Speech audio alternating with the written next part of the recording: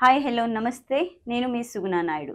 మొన్న పవన్ కళ్యాణ్ గారు రాసిన లేఖ కాపు నేతల హృదయాల్ని కరిగించిందనే చెప్పొచ్చు. ఎందుకంటే నిన్న ముద్రగేడ జనసేన నాయకుల్ని కలవడం ఇదొక శుభ పరిణామం అనే తెలుస్తుంది. మరి ముద్రగేడ జనసేనలో చేరతారా లేదా అనేది మనతో పాటు దేవేందర్ గారు ఉన్నారు. ఆయన్ని అడిగి తెలుసుకుందాం. సార్ చెప్పండి సార్. ముద్రగేడ జనసేనలో చేరతారా లేతే వేరే ఏ పార్టీలోనా చేరే అవకాశం ఏమన్నా కనిపిస్తుందంటారా? ఇప్పుడు ఉన్న సమస్యల మీదకెళ్ళి చూస్తుంటే, అక్కడ రాష్ట్రంలో ఏపీ రాజకీయాల్లో చూస్తుంటే, ముద్రగడ పద్మనాభం గారు హ్మ్.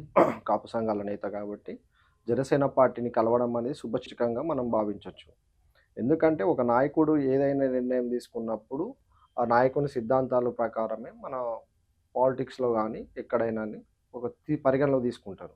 అలాంటి వ్యక్తి మనకు ఇంతకుముందు గానీ, ముద్రగడ గారు గానీ, అపోజిషన్ పార్టీలో ఉన్నప్పుడు గానీ తను ఎలాంటి విమర్శలు చేసిన 'పవర్ స్టార్' పైన, అలాంటి పరిణామం తను విమర్శలు చేసిండు ఆల్రెడీ. హ్మ్. అపోజిషన్‌లో ఉన్నప్పుడు చూసాం గదా! అవును.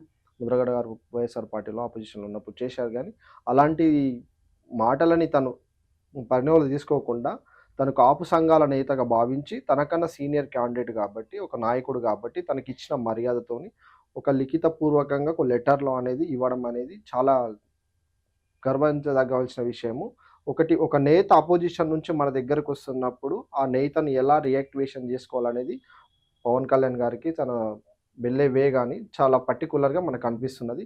తను ఏది జేసినా ఒక సిస్టమ్‌గా చేస్తున్నాడు గాబట్టి, కాపు సంఘాల నేతలందరూ గూడా ఒకే తాటి పైన రావడం అనేది ఏపీ పాలిటిక్స్‌లో ఒకటి మంచి శుభసూచకంగా మనం అనుకోవచ్చు.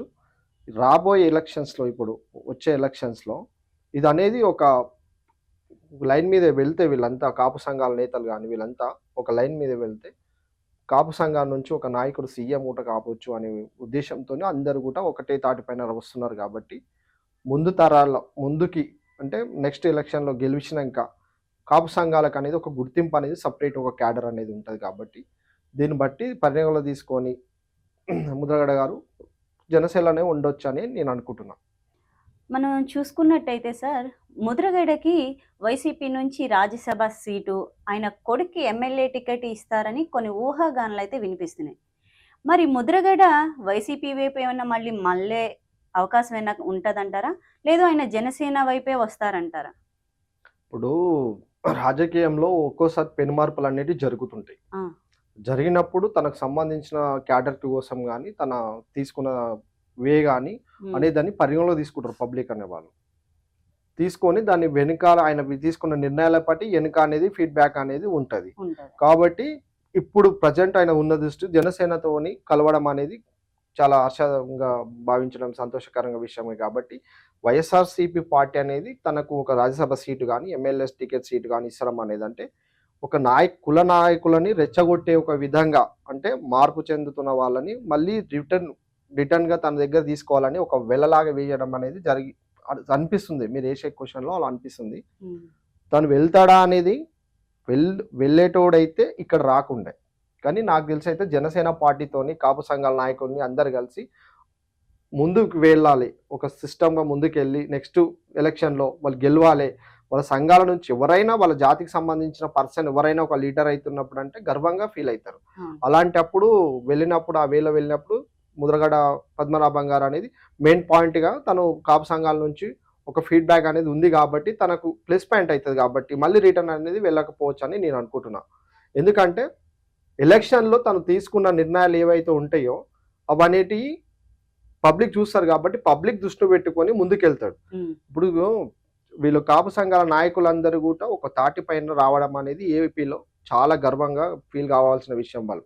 హ్మ్. ఎందుకంటే ఇప్పటివరకు రాజకీయాలు వేరు. ముద్రగడ గారు ఈ జనసేన పార్టీతోని వెళ్ళడం అనేది చాలా హాట్ టాపిక్‌గా ఉంది గాబట్టి, ఇది చాలా మెయిన్ పాయింట్ గాబట్టి, ఈ టైంలో అక్కడ మళ్ళీ ఎళ్ళే ఛాన్స్ అనేది లేదు. హ్మ్. ఎందుకంటే వీళ్ళంతా ఒకటే తాటి పైన ఎళ్ళినప్పుడు తను ఒక్కడే వెళ్ళడం అనేది కరెక్ట్ కాదు గాబట్టి, తను ఇక్కడనే ఉంటాడు. ఇక్కడ ఉండి పవర్ స్టార్‌కి ఒక వెన్నెముకలాగా ఉండి, ఇప్పుడు ఒక కవచము, ఒక చెంబులాగా ఇట్లా కలిసినప్పుడు అనేది బాండింగ్ అనేది పర్ఫెక్ట్ ఉంటది. అవును. ఇప్పుడు ఏదైనా తీసుకున్న పరిణామాలు గూడా 2 గూడా కాపు సంఘాల నాయకులందరూ ఇప్పుడు పవర్ స్టార్‌కి గాని, జనసేన పార్టీకి సంబంధించిన గాని, ముంగడికెళ్ళడానికి కృషి చేస్తుర్రు. కాపు సంఘాల నాయకులు కలవడం అనేది చాలా గర్వంగా ఫీల్ గావాల్సిన విషయం ఇది. ఇది శుభసూచకంగా మాట్లాడుకోవాల్సిన విషయం. ఇది ముందుకెళ్తే బాగుంటుందని నేను అనుకుంటున్నా. సార్ ఇందాక మీరు అన్నారు వైసీపీ పార్టీ వెనక్కి లాక్కునే కుట్ర పన్నుతున్నారని. ఈ కుట్ర ఏదైనా జగన్మోహన్ రెడ్డి కాపు నేతల్ని వెనక్కి లాక్కునే కుట్ర ఏమన్నా పన్నే అవకాశాలు ఏమన్నా కనిపిస్తున్నాయంటారా? ఇప్పుడు జనసేన పార్టీతోని కాపు సంఘాల నాయకులు కలవడం అనేది ఉమ్. జీర్ణించుకోలేకపోతుంది జగన్. అందుకని అంటే కుట్ర ఏమన్నా పన్నుతున్నారా? ఎందుకంటే రాష్ట్రంలో తనకు ఫీడ్బ్యాక్ అనేది పోతుంది 1 by 1. ఇప్పుడు ముద్రగడ పద్మనాభం గారు తనకు ఒక ఉమ్. కవచం లాగుండే ఇప్పటిదాకా. ఒక ఉన్న వ్యక్తి సడన్ గా జనసేన పార్టీకి కలవడం అనేది తనకు జీర్ణించుకోలేకపోతుంది. ఆ తరుణంలో తనకు సంబంధించిన వ్యూహాలు అనేటివి ఒకటి మన వైఎస్ఆర్సీపీ పార్టీ అనేది ప్రయోగించుకోనికి ట్రై చేస్తుంది వీళ్ళ పైన, మళ్ళీ ఫీడ్బ్యాక్ ఉమ్. తీసుకురావడానికి. కానీ కాపు సంఘాల నాయకులు ఎలా ఉంటారంటే, ఒక దగ్గరికి మాట ఇస్తే మాత్రం ఆ మాటకి కట్టుబడి ఉండి అందరూ ఒకే తాటి పైన కలుస్తురు. కాబట్టి ఉమ్. ఇంతకుముందు రాష్ట్రంలో ఉన్న పరిపాలనకు సంబంధించిన కానీ ఇంతకుముందు ఎలక్షన్స్లో కానీ ఇప్పుడు వేరు. ఇప్పుడు ఉమ్. అందరూ ఒకటైతే వీళ్ళ ఓట్ బ్యాంకింగ్ అనేది కూడా పర్ఫెక్ట్ ఒక 25% సంథింగ్ ఏదో ఉంటుంది.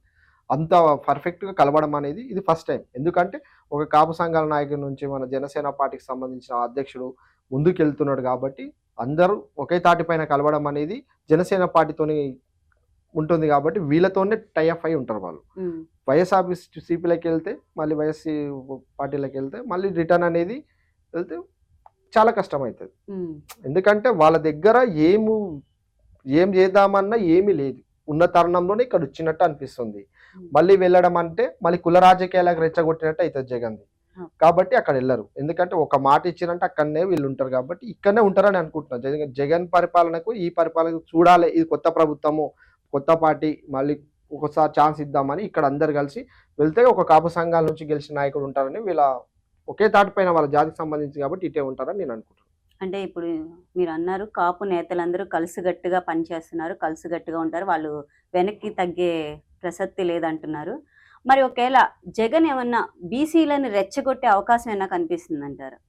ఇప్పుడు రాజకీయాలలో ఏముంటుంది మేడం, వాళ్ళకి సంబంధించిన వారికి ఎక్కడైనా ఉమ్. వాళ్ళ పార్టీ ఎక్కడైనా బలోపేతం చేసుకోవాలి, ఎక్కడైతే మైనస్ ఉంటుందో అక్కడ మళ్ళీ ఫీడ్బ్యాక్ పెంచాలి, మళ్ళీ పోయిన వాళ్ళు ఎవరైనా కార్యకర్త కానీ వాళ్ళకి సంబంధించిన నేతలు కానీ వెళ్ళినప్పుడు ఉమ్. వాళ్ళని తీసుకురావాలంటే కుల రాజకీయాలన్నీ చేస్తారు. ఉమ్. జగన్ది ఎలా ఉంటుందంటే అలానే ఉంటుంది. అంటే బీసీలను రెచ్చగొడతారంటే ఆబ్జెక్ట్ రెచ్చగొట్టొచ్చు రేపొద్దున. ఉమ్. వాళ్ళకి ఇప్పుడు కాపు సంఘ నాయకులు ఒకటైనప్పుడు రేపు బీసీ సంఘ నాయకులు ఒకటయ్యి జనసేన పార్టీలో కూడా చేరొచ్చు, తప్పేం లేదు. ఎందుకంటే రాష్ట్రంలో వాళ్ళు ఏందనేది చూస్తారు, పరిణామాలు అనేటి డే పరంగా చూస్తుంటే చేంజ్ అవుతున్నాయి. ఈ 1 week లో కూడా రాజకీయం అనేది చేంజ్ అయిపోతున్నది. ఉమ్. ఎందుకంటే ఇంతకుముందు అంబట్రాయుడు విషయంలో కానీ ముద్రగడ పద్మనాభంది గారిని కానీ ఇట్లా పరిణామాలు చేంజ్ అయిపోతున్నాయి. కాబట్టి రేపు పొద్దున వాళ్ళది కూడా అలానే అవుతుండొచ్చు పరిస్థితి. జగన్ అలాంటి కుల రాజకీయాలు చేస్తారని నాకైతే కొంచెం అనిపిస్తున్నది. సో చూసారు కదా, రాజకీయ అంశంపై చర్చ. మరో అంశంతో మళ్ళీ కలుద్దాం. Thank you sir. Thank you madam.